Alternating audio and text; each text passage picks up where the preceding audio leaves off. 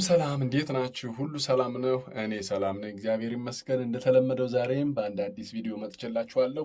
ይህ ጀማሪ የሂሳብ ተማሪዎችንና ለስድስተኛ ክፍል ለአምስተኛ ክፍል ለሚኒስትሪ ተፈታኞች የሚሆን ሀሳብ ነው።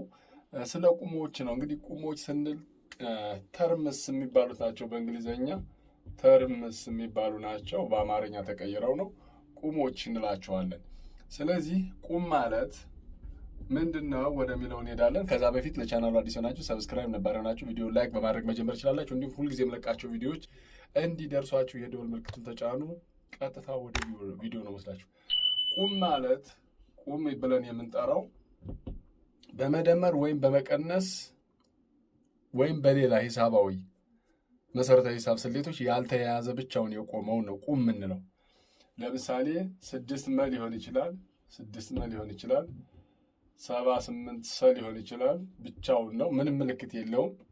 የመደመር ወይም የመቀነስ ምልክት የሌለው በመሀል የሌለው ቁም ይባላል። ወይም በእንግሊዘኛው ስንል ለምሳሌ 6m 3x 7y የሚባሉት ናቸው ማለት። ስለዚህ እነዚህ ምን ይባላሉ? ቁሞች ወይም ተርምስ። በዚህኛው ስናያቸው ተርምስ የሚባለው ነው። በእንግሊዝኛው ተርምስ ተብሎ የተማርነው ነው፣ ወይም የተማራችሁት ነው አብዛኞቻችሁ። ያልተማራችሁት ደግሞ በዚህ ማየት ትችላላችሁ ማለት። በእንግሊዝኛው ይሄኛው ተርምስ ወይም ቁሞች ይባላሉ ነው። ካዲያ ቁሞች ብዙ ናቸው። ቢያንስ ባለ 1፣ ባለ 2፣ ባለ 3፣ ባለ ብዙም ተብለው ይከፈላሉ ማለት ነው። ለምሳሌ ባለ 1 ቁም የሚባል አለ። ባለ 1 ቁም ይባላል። ባለ 1 ቁም ባለ 1 ቁም የሚባለው ምንድነው? ለምሳሌ 3 መ 4 ቀ እነዚህ ባለ 1 ናቸው። ምክንያቱም 1 ቁም ናቸው ማለት ነው። 1 ቁም ናቸው ወይም ቁሞች ናቸው ማለት ነው። ስለዚህ 3m 3x 4y etc these are terms ናቸው or single terms ባለ 1 ቁም ወይም one terms የሚባል ነው። እሺ ባለ 2 ቁም የሚባሉ አሉ። ባለ 2 ቁም ወይም ቁሞች ማለት ነው። ባለ 2 ቁሞች ነው የሚሆነኝ። ባለ 2 ቁሞች ለምሳሌ 3 ቀ ሲደመር 4 መ ባለ 2 ቁም ነው። 2 ቁሞች ናቸው ማለት። ስለዚህ 3x + 4y 2 ተርምስ ወደሚለው ሄድን። ቁሞች ማለት ተርምስ ነው። ባለ 2 ቁሞች ማለት ደግሞ 2 ተርምስ ማለት ነው። ባለ ብዙ ቁሞች የሚባሉት ደግሞ 2፣ 3 እና ከዚያ በላይ ከሆኑ 3 ራሱ ባለ ብዙ ቁም ነው የሚባል። ባለ ብዙ ቁሞች የሚባሉት ለምሳሌ 3 መ ሲደመር 4 ቀ ሲደመር 7 ሰ እነዚህ ባለ ብዙ፣ ከዚያም ሊጨምር ይችላል፣ ባለ ብዙ ቁሞች ይባላሉ። በዚህኛው ጋር ሲመጣ መልቲ ተርምስ ፎር ኤግዛምፕል 3y + 4x + 7z ብንለው ይሄ ባለ ብዙ ቁም ነው የሚባለው። መልቲ ተርምስ ከ3 በላይ 3 እና ከዛ በላይ ከሆኑ ባለ ብዙ ቁሞች ወይም መልቲ ተርምስ እንላቸዋለን ማለት ነው። ባለ ብዙ ቁሞች ወይም መልቲ ተርምስ እንላቸዋለን። ከዛ እንግዲህ ምን አልኳችሁ? ቁሞች በመደመር ወይም በመቀነስ ያልተያያዙ ሂሳባዊ ምኖች ናቸው። ቁሞች ማለት በሂሳብ በመደመር ወይም በመቀነስ ያልተያያዙ ሲንግል ተርሞች ሊሆኑ ይችላሉ። ስለዚህ እነዚህ ቁሞች ይባላሉ። ባለ 1 ቁም ይባላል፣ ብቻውን የቆመ ወይም በማካፈል ወይም ማባዛት ወይም መደመር በመሀል የሌለው። ባለ 2 ቁም ማለት ደግሞ 2 ቁሞችን በአንድ ሂሳባዊ ቃል የተያያዘ ወይም በመደመር ሊሆን ይችላል በመቀነስ የተያያዘ። ባለ ብዙ ቁሞች የምንላቸው ደግሞ 3 እና ከዚያ በላይ የሆኑ ቁሞችን በአንድ ላይ ወይም መልቲ ተርምስ የምንለው ነው። ሌላ ከዚህ ውስጥ አንድ አዲስ የምነግራችሁ ነገር 4ኛ ደረጃ ልነግራችሁ የፈለኩትኝ ተመሳሳይ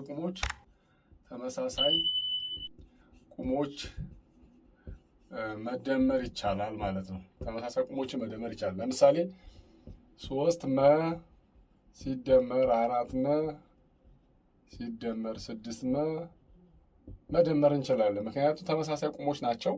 ምን ይመጣሉ? 7፣ 6፣ 13 መ ይመጣሉ። በሌላ አባባል ይሄ ምን ማለት ነው? 3x + 7x + 10x is equal to is equal to 20x like this. This is like terms ተመሳሳይ ቁሞች ምንላቸው like term ተብለው የሚታወቁት ነው። ስለዚህ like terms possible to addition and subtraction መደመርም ሆነ መቀነስ እንችላለን። ለምሳሌ ይሄኛውን መቀነስም ማድረግ እንችላለን ማለት ነው። ለምሳሌ ላጥፋውና መቀነስ ማድረግ እንችላለን። 3 ማን ነው 13 ቀ ሲቀነስ 7 ቀ እኩል ነው 6 ቀ ማለት ይቻላል። ስለዚህ ተመሳሳይ ቁሞችን መደመርና መቀነስ እንችላለን ነው። ተመሳሳይ ቁሞችን መደመርና መቀነስ እንችላለን። የማይመሳሰሉ ቁሞችን መደመርም ሆነ መቀነስ አንችልም። ተመልከቱ። የማይመሳሰሉ ቁሞች መደመርም ሆነ መቀነስ አይቻልም። ለምሳሌ መደመርም ሆነ መቀነስ አይቻልም።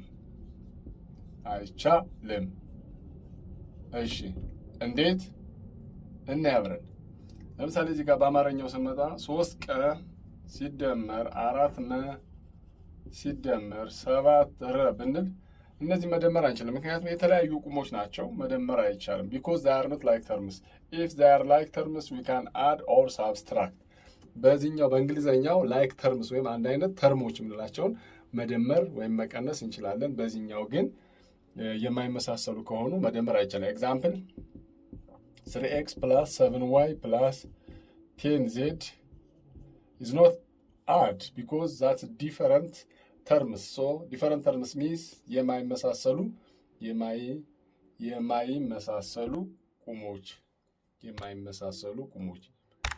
የማይመሳሰሉ ቁሞች ይባላሉ ማለት ነው። ስለዚህ መደመርና መቀነስ የምንችለው ወይም we can add or subtract like terms but not impossible to add different terms. ስለዚህ ባለ ብዙ ቁሞች፣ ባለ አንድ ቁም፣ ባለ ሁለት ቁም እና ቁሞች በአጠቃላይ ይህንን የሚመስል አላቸው ባህሪ ያላቸው። በተለይ 6ኛ ክፍል ሚኒስትሪ ተፈታኞች ይህንን ብታዩት አሪፍ ነገር ታገኙበታላችሁ ማለት ነው።